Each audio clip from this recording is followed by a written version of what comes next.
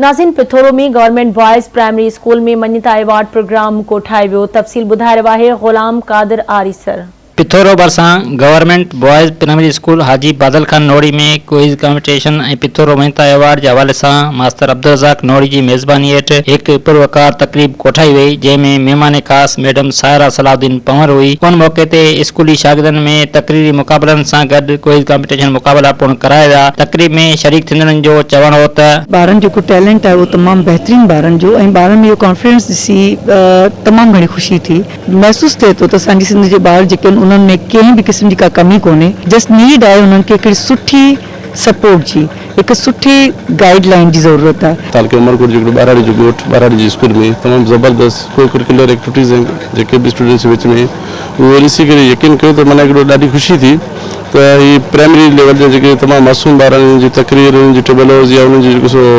ॻाइण हो या जेको उन्हनि में ॾाढी ख़ुशी थी। ऐं सम्झां थो त अब्दुल रज़ाक जहिड़ा उस्ताद जेके आहिनि उन्हनि जो जेको सो इहो कंट्रीब्यूशन सॼी उन्हनि जी आहे, उन्हनि ॾांहुं वञे थो किरदारु उन्हनि जो ई आहे। जिते जंहिं सूरताल में असांजी सिंध बीठी आहे, सिंध जी तइलीम जिते जंहिं तनासब सां आहे, जे स्पेशली गवर्नमेंट जे स्कूलनि में ऐं असांजे स्कूल जेके 90-80% स्कूल असांजा बंदि पिया आहिनि। जेकॾहिं का खुलियल आहे स्कूल त उन में पढ़ाई कोन्हे। फ़र्द जेके आहिनि से इदारनि जा बुनियाद विझंदा आहिनि ऐं इदारा फ़र्दनि खे पैदा न कंदा आहिनि पर फ़र्द इदारनि खे ठाहींदा आहिनि। ऐं उनजो मिसाल आहे हीअ स्कूल त हिकिड़ो माण्हू आहे जेको जिथे भी वञे तो उते वो पंहिंजो हिकिड़ो असर छॾे थो, पंहिंजो कमनि जी जेका आहे ख़ुशबू पोयां छॾे थो अचे। जेड़ो तुंहिंजो नाव बाजबो उॾाई मंगा, री थंबी री थोणी तूं छपर तूं छाओ कुजाड़ो काओ तोखे मालूम सब का।